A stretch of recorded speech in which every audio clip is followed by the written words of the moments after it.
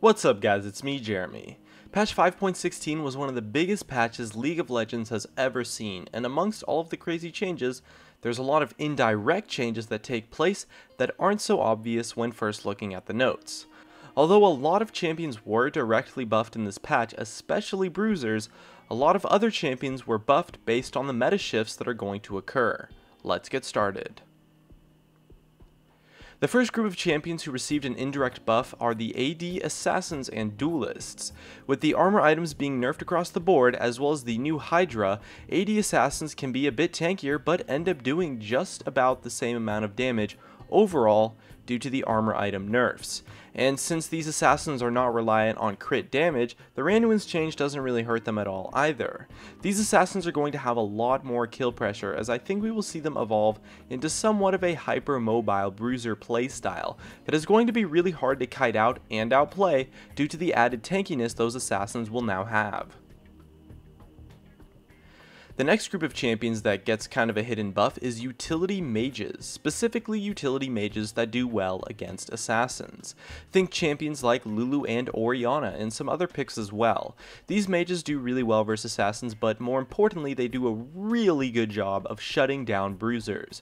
The utility they bring to a team does a great job of shutting down anyone who might want to dive into your team, and at the same time, with the meta shifting to more of a bruiser focus instead of a tank focus, mid laners won't be as heavily relied on to be a force of damage as they were in the tank meta, so the magic resistance item buffs won't really affect utility mages too much as a whole, since damage is not their main source of strength as a champion, unlike maybe burst mages, who also have a harder time versus the AD assassin matchups in lane as well.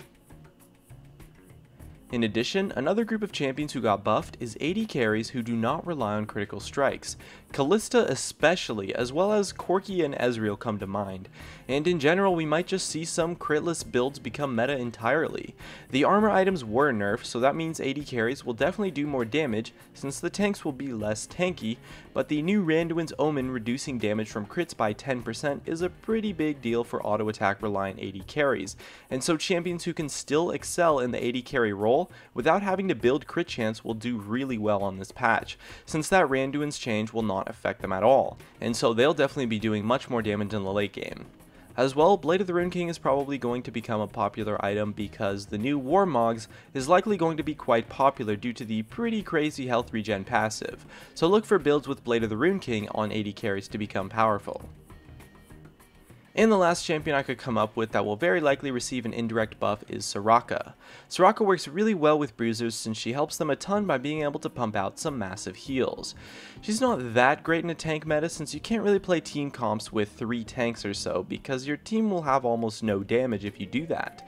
But with the huge buffs to bruisers, we will definitely see teams with 2 to 3 or sometimes even more bruisers with Mordekaiser, and Soraka is a great pick for team fighting with those comps since she helps the bruisers carry really hard by being an effective and reliable healer, allowing them to run amok and be a huge raid boss to take on the enemy team. So what do you think got an indirect buff in this new patch? Let me know in the comments below, and thanks for watching. Back of Uber news, halfway on my 2 shoes, engaging to a game that he sure to lose. Major symptomatic fecal flaws due to twisting, gutter flips and bats of both, then it's time